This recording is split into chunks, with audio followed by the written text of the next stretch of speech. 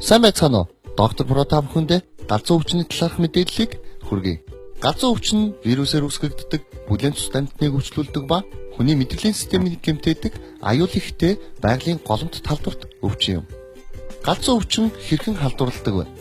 Галзуугаар өвчлсөн мал амьтанд уруулах, ноцуулах, шүлсдүүлэх үед галзуугийн вирус хүн амьтны биед гэмтсэн арил салстаар нэвтрэн ордог. Ингэснээр төв мэдрэлийн системийг гэмтэн улмаар үхэлд хүргэгч аюултай байдаг. Галзуу өвчний нууц үеийн хугацаа нь 3 сар, зарим үед 1 жил хүртэл байдаг. Хэрэв галзуугийн вирусын халдвар авсан бол яаралтай галзуугийн эсрэг вакцинд хамрагдах шаардлагатай байдаг. Галзуугийн эсрэг дархлаажуулалтын бүрэн түнг аваагүй тохиолдолд галзуугаар өвчлөх өндөр эрсдэлтэй бөгөөд дараах эмнэлэг зүйн шинж тэмдгүүд илэрдэг.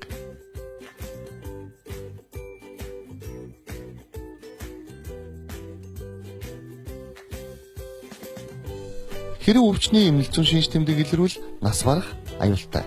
Галзуу өвчнөөс хэрхэн урьдчилан сэргийлэх вэ? Галзуу өвчний сэжигтэй мал амьтанд ойртохгүй байх, нохоод хазуулахаас зайлсхийх, хазуулсан бол шахахыг савндаж 15 минут угаах, 5% йодын уусналаар цэвэрлэх ёстой. Харийн эрүүл мэндийн байгууллага эмчид хандах, уруулж ноцуулж шүлсдүүлсэн үед эмчийн зааврын дагуу вакцины бүрэн тунг тариулах.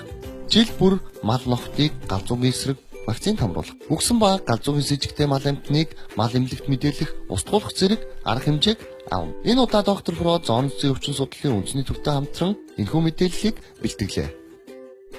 Эрүүлгийг хүсвэл эрүүл мэндийн боловсролыг хүс.